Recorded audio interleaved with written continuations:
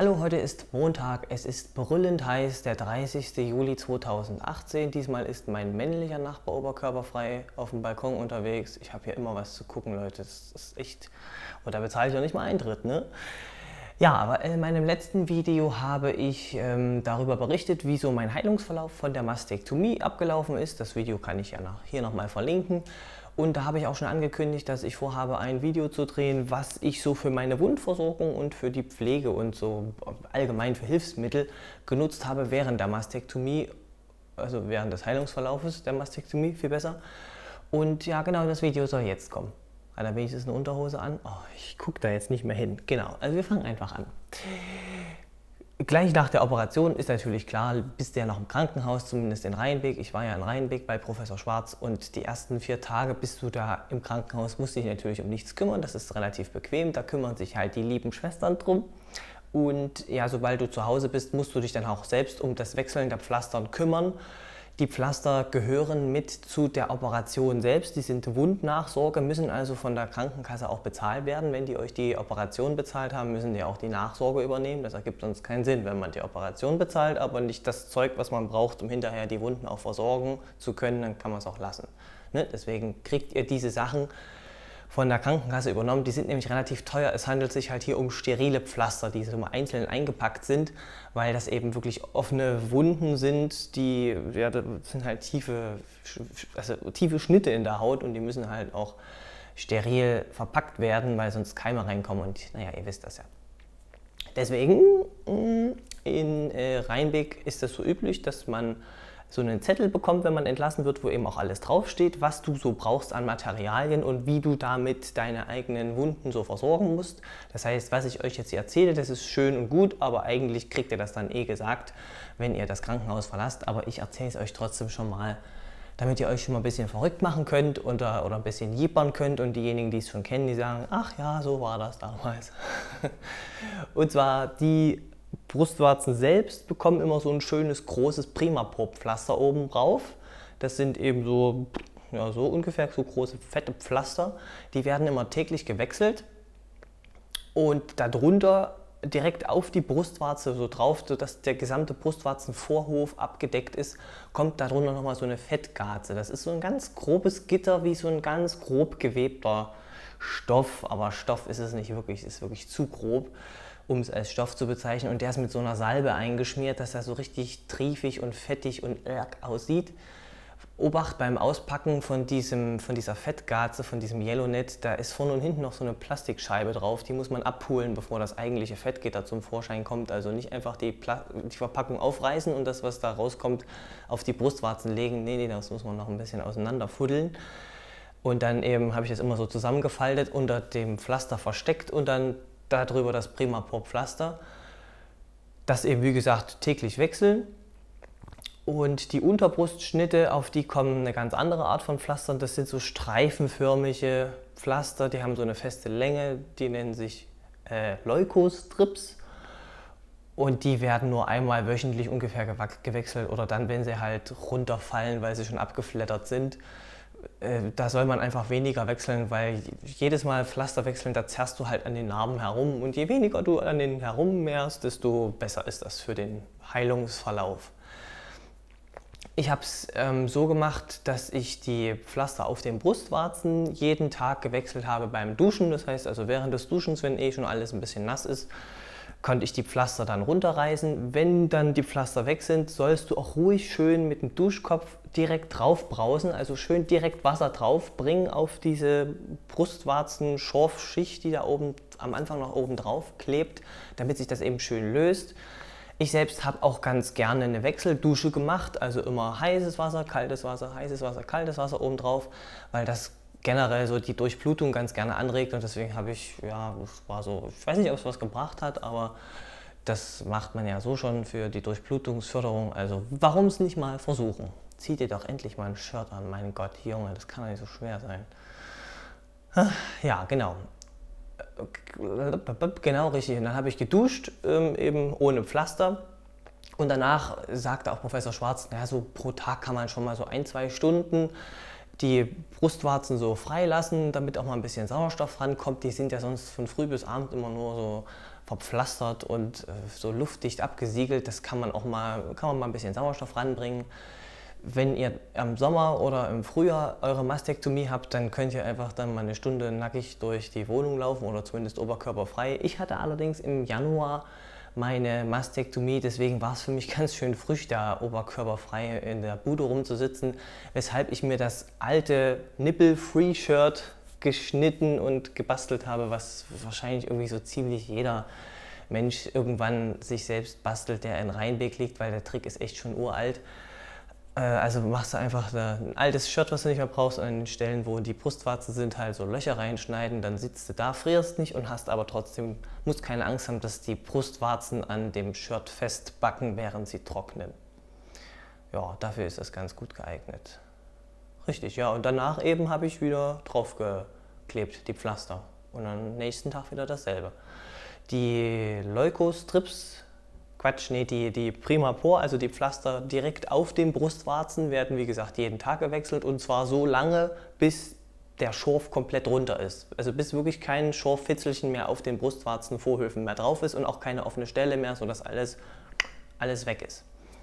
Und die Leukostrips, also die eben entlang der, ich zeige andauernd auf meine Unterbrustschnitte, aber die sind gar nicht im Bild, also hier dieser lange Schnitt unter der Brust, diese langen Stripes da drauf, die werden, worin habe ich es noch gerade gelesen, 6 bis 8 Wochen lang wöchentlich eben gewechselt. Ich habe ehrlich gesagt die Leukostrips etwas länger gelassen. Ich habe es gar nicht mehr genau auf dem Schirm, aber ich glaube bis zum 2. Monat habe ich durchweg noch meine Leukostrips getragen, und ich habe sogar, weil ich total paranoid war und das Gefühl habe, dass ja vorne so ein starker Zug auf den Narben drauf liegt, habe ich zusätzlich zu den Leukostrips noch Leukopor drüber geklebt. Also Leukopor, das ist so eine, ich sag mal, das ist so eine Light-Variante von den Leukostrips. Die sind nicht so einzeln in so Verpackungen und in so festen Streifen verpackt, sondern das ist eine Rolle halt. Und die ist auch nicht steril oder sowas. Also soll halt nicht direkt auf die Wundränder draufgebracht werden. Aber die habe ich mir dann halt so in kleinen Streifen abgerissen und dann so quer über die Wundränder so einmal so quer drüber geklebt, sozusagen zur zusätzlichen Stabilisierung und Festigkeit. Ob das was gebracht hat, ich weiß es nicht, aber ich hatte so das Gefühl, dass es dann noch weniger zieht an den Nähten, und das hat mir ein sicheres Gefühl gegeben. So, was ist noch im 1. Monat? Im 1. Monat ist insgesamt am meisten zu erzählen, weil da ist halt, ne, wie gesagt, alles frisch, und da musst du halt am meisten für die Wundpflege und für die Verheilung tatsächlich machen. Wechseldusche hatte ich schon auf dem Rücken schlafen. Ja, genau richtig. Manche beschreiben, dass sie nach ein paar Tagen schon wieder auf der Seite schlafen können. Ich konnte das nicht. Ich konnte den gesamten 1. Monat nicht auf der Seite oder erst recht auf dem Bauch. Konnte ich nicht schlafen. Ich habe es mal versucht, mich so ein bisschen auf die Seite zu drehen, aber es hat einfach wehgetan. Der Körper, der weiß schon, wenn er sich nachts versucht, auf die Seite zu drehen und es tut weh, dann lass das lieber mal.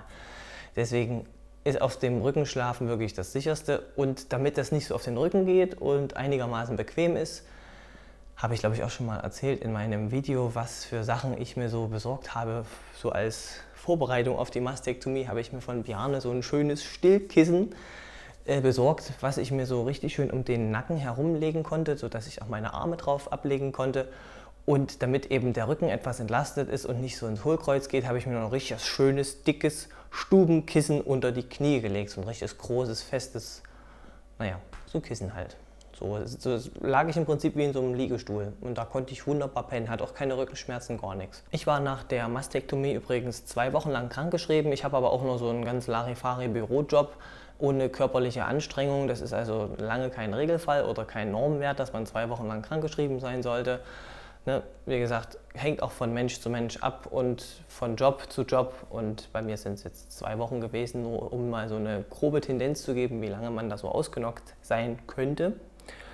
Und was ich auch noch nicht gesagt habe oder was ich nicht weiter erwähnt habe, weil ich hatte jetzt keine Komplikation, das hat natürlich bei dem ganzen Prozedere, was ich hier aufgezählt habe, auch mit hineingespielt. Also ich kann euch jetzt nicht sagen, wie das ist, wenn du punktieren musst. Ich hatte zwar auf der einen Seite, hatte ich auch mal gesagt, so ein leichtes B-Körbchen wieder dran, oder nee, es war nicht mal ein B-Körbchen, also es sah einfach nur wieder so ein bisschen tittenmäßig aus. Und da war wieder ein bisschen Wundwasser nachgelaufen oder hatte sich gebildet, aber das war so wenig, dass es bei mir von alleine weggegangen ist. Erst wenn es dann wirklich hart wird und auch größer wird, dann ja, muss man nochmal zum Arzt gehen und diese Wundflüssigkeit abziehen lassen. Ich war mit einem zusammen in Rheinbeck, bei dem ist das dann tatsächlich passiert. Der musste dann nochmal zum Punktieren hinterher. Er meinte, das tat auch überhaupt nicht weh. Also du bist am Anfang ja so taub rund um die Narben herum, dass er das überhaupt nicht mitgekriegt hat, dass sie da mit der Nadel nochmal kurz rein sind und das nochmal so rausgezuzt haben. Ist also alles nicht so schlimm.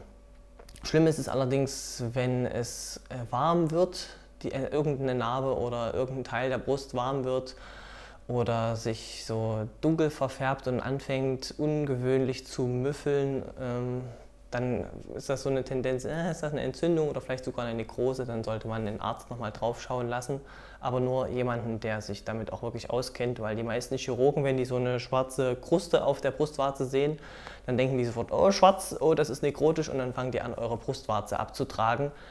Tut das nicht. Geht nicht zu irgendeinem Chirurgen, der da noch nie was mit zu tun hatte, sondern ihr sollt dann idealerweise zu jemandem gehen, der sich da auskennt, vielleicht sogar zum Rheinbeck-Krankenhaus direkt oder ja, zumindest zu jemandem, der das schon mal gesehen hat. Noch irgendwas für den ersten Monat? Nö. Natürlich kein Sport, also nicht mal ansatzweise, nicht mal an Sport denken. Keine öffentlichen Schwimmbäder, Sauna, Solarium oder Sonnenbaden besuchen, weil da sind die Wunden alle noch offen, da ist noch Schorf drauf, da können Infektionen reinkommen, Bakterien, ihr kriegt nur Scherereien. Lasst das, hört einfach auf, wartet das ab. Und ja, auch Narbenpflegeöl sollte am Anfang gar nicht benutzt werden. Also da sagt Professor Schwarz auch, je länger du wartest, desto besser. Warte lieber zu lange mit Narbenpflegeöl, als dass du zu früh anfängst, weil so ein Narbenpflegeöl oder auch so dieses Silikongel, was es da gibt, das weicht die Narben nur auf und eine weiche Narbe zieht sich halt weiter auseinander und leichter auseinander und du kriegst breite Narben davon, obwohl du das genau eigentlich vermeiden wolltest. Deswegen gar nichts. Nichiwa, lass einfach in Ruhe. So, dann sind wir schon im zweiten Monat. Jetzt kann ich langsam weniger erzählen.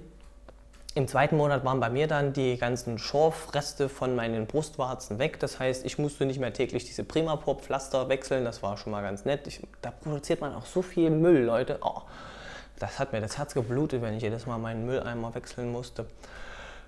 Und ich habe aber trotzdem weiterhin diese Leukostrips auf den Unterbrustschnitten getragen. Dann konnte ich auch auf der Seite langsam schlafen.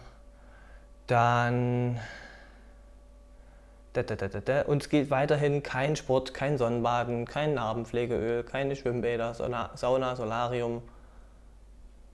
Ja genau, beziehungsweise Sauna und Solarium kannst du halt dann langsam wieder machen, wenn wirklich alles zu ist. Und das dauert bei dem einen ein bisschen länger, bei mir war es im zweiten Monat auf jeden Fall noch nicht. Dann sind wir im dritten Monat der Verheilung. Da habe ich dann tatsächlich aufgehört, diese Leukostrips-Pflaster zu benutzen und habe stattdessen mir in der Apotheke so Gittertapes, da gibt es so Akupunktur-Gittertapes, die habe ich mir besorgt, die gibt es in verschiedenen Größen. Und ich habe die größten genommen, weil, wie gesagt, ich bin halt ein paranoider Typ und ich hatte halt Angst, dass sich meine Narben breit ziehen. Deswegen habe ich mir so ordentliche Oschis draufgeklebt. Und die werden aber von der Krankenkasse nicht mehr bezahlt. Also das ist dann so ein privates Vergnügen, weil es nicht mehr dringend notwendig ist für die Verheilung. Es ist halt nur noch so nice to have. Und ja, diese Gittertapes habe ich dann stattdessen vor allem auf den vorderen Bereich der Narben draufgeklebt. Und nach wie vor kein Sport. Und direkte Sonneneinstrahlung auch noch nicht. Also Sonneneinstrahlung auf die Narben direkt hat mir zumindest Professor Schwarz empfohlen, ein Jahr lang komplett sein zu lassen. Weil direkte Sonneneinstrahlung auf frische Narben, das erzeugt gern mal so eine Reaktion, da werden die Narben dann so dunkelviolett oder sowas und dann siehst du die dein Leben lang und dann werden die nicht mehr blass. Deswegen lieber langsam angehen lassen und stark eincremen oder halt direkt mit T-Shirt oder mit irgendwie physischen Blockaden dafür sorgen, dass da gar nicht erst Sonnenstrahlung hinkommt. Also ich habe, wenn ich draußen irgendwo gewesen bin, habe ich grundsätzlich immer ein T-Shirt angelassen und dann habe ich eben auch immer noch die Schnitte selbst, diese Narben, nochmal mit extra Tape überklebt, sodass einfach ein Sichtschutz da ist und die Sonne gar nicht bis durchkommt. Und nach wie vor kein Narbenpflegeöl. Genau. Nun sind wir im vierten Monat der Verheilung. Also Verheilung kann man es jetzt inzwischen schon nicht mehr nennen. Jetzt ist es halt verheilt und jetzt wird es nur noch so, es entwickelt sich halt noch so weiter. Da habe ich dann festgestellt, dass die Gittertapes für meine Haut ein bisschen anstrengend waren. Also die haben dann an einigen Stellen so rote Stellen hervorgerufen, die dann auch so richtig schön gitterförmig waren. Das fand ich dann ein bisschen lustig. Also da hat meine Haut anscheinend ein bisschen allergisch drauf reagiert. Deswegen habe ich die dann doch wieder sein lassen und bin dann auf dieses normale Leukopo gewechselt, was ich dann nur noch so quer über meine Narben an einigen Stellen drüber geklebt habe. Und dann habe ich im 4. Monat erst angefangen, so hin und wieder, also so einmal in der Woche, ein bisschen Öl für die Narbenpflege zu benutzen. Einfach um die schon mal ein bisschen weich zu massieren, weil das ist jetzt bei den einen oder anderen ist es auch wieder unterschiedlich. Wenn du frisch operiert bist, hast du ja so ein starkes Druckgefühl entlang dieser Unterbrustschnitte. Und das ist am Anfang noch sehr stark und dann mit der Zeit wird es weniger stark. Also es lässt schon nach, aber dieses Druckgefühl ist bei mir auch nach wie vor noch da. Es ist jetzt nur noch so ein Gefühl, als ob aktuell gerade irgendein Pflaster auf meinen Unterbrustschnitten kleben würde, obwohl da gerade gar nichts ist. Also es ist von der Stärke des Drucks auf jeden Fall zurückgegangen. Aber dafür, dass es eben weggeht, dieses Druckgefühl, muss dieser Bereich, muss diese Narbe auch schön massiert werden. Und das braucht auch eine Zeit lang, bis sich das wieder regeneriert. Und deswegen wollte ich mit den Narbenpflege und mit dem Massieren ein bisschen dafür beitragen, dass sich das schneller regeneriert und dieses Druckgefühl weggeht. Und deswegen habe ich dann eben im 4. Monat langsam mit Narbenpflegeöl angefangen. Was gibt es da so für verschiedene Narbenpflegeöle? Ja, sehr gern empfohlen wird immer Kokosöl, weil es halt so natürlich ist und auch ein hochwertiges Öl. Mit dem habe ich es auch als allererstes probiert. Interessanterweise ist meine Haut darauf absolut allergisch abgefahren. Also das war eine allergische Reaktion, wow. Nach 2 Tagen oder sowas war das alles rot und hat gekitzelt und gekrabbelt und war trocken und überhaupt nicht. Also ich habe eigentlich auch keine Nussallergie. Also nur das Kokosöl fand meine Haut überhaupt nicht gut. Toll, meine Haut ist halt wieder mal eine echte Diva. Was auch gerne empfohlen wird, ist dieses Bee Oil, was es auch in der Drogerie zu kaufen gibt. Das fand meine Haut so, okay. Man kann das halt nicht so genau applizieren, weil du hast halt so einen Öltropfen und dann verreibst du den und ja, meine Haut neigt halt zu Hautunreinheiten und während meine Narben selbst sich gefreut haben, hat die Haut drumherum gerufen, juhu, lass uns Streuselkuchen spielen. Weshalb das so, bei mir geklappt hat.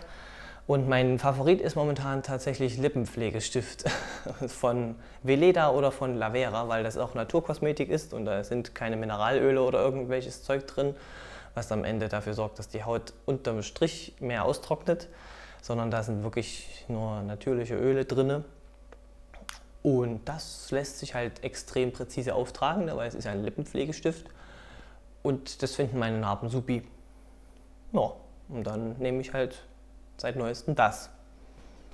Was war noch? Narbenpflege habe ich im 4. Monat angefangen und im 4. Monat habe ich auch erst mit Sport begonnen. Also mit Sport, damit meine ich jetzt so leichter Sport. Ich bin also wirklich nur auf den Crosstrainer gegangen und habe da auch den Oberkörper noch nicht besonders doll benutzt.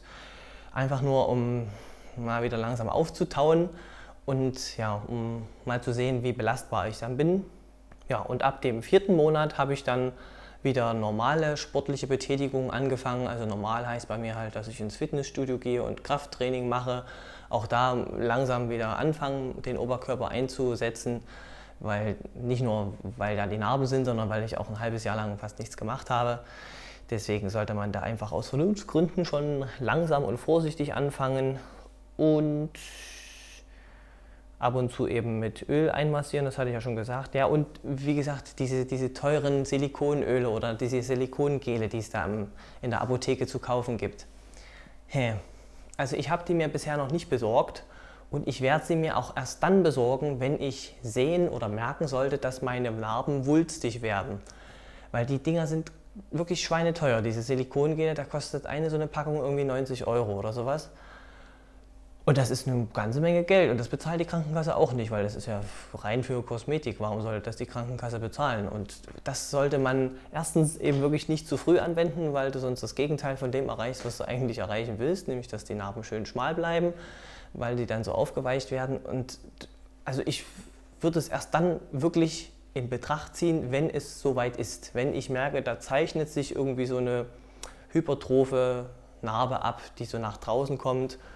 Die kann man dann damit behandeln, aber auch nichts anderes. Und deswegen kann man da ruhig länger warten und gegebenenfalls wird eure Narbe gar nicht so wulstig, dann braucht ihr das Geld nicht aus dem Fenster werfen, dann braucht ihr auch kein Narbengel, nicht wahr? So, und das war alles, was ich so sagen und erzählen konnte. Ich glaube, ich habe nichts vergessen und falls doch, dann kann ich das in den Kommentaren noch irgendwie nachreichen. Das war so, was bei mir so, was so die Narbenpflege und die Wundverheilung und Versorgung angeht.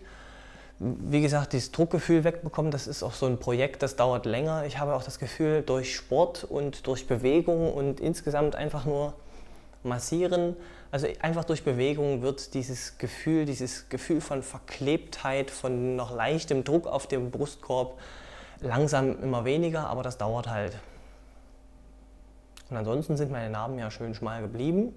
Kann sein, dass meine Tricks da mit dem zusätzlichen Verkleben und diese Unterstützung mit dem Leukopo halt tatsächlich was gebracht haben. Kann auch sein, dass ich einfach nur eine dankbare Prädisposition zur Narbenbildung habe. Das kann ich natürlich jetzt nicht sagen. Vielleicht hilft euch ja der ein oder andere Tipp, den ich hier gebracht habe, für eure eigene Wundversorgung. Falls ihr jedenfalls die Mastektomie jetzt vor euch habt, drücke ich euch dolle die Daumen. Schreibt auch, wenn ihr irgendwelche anderen coolen Tipps noch habt, was man so machen kann. Schreibt das gerne in die Kommentare. Ich quatsch da gerne mit euch. Und ansonsten bis zum nächsten Mal. Heiße Grüße, schwüle Grüße, weglaufende Grüße. Euer erschöpfter Kater Schnurz.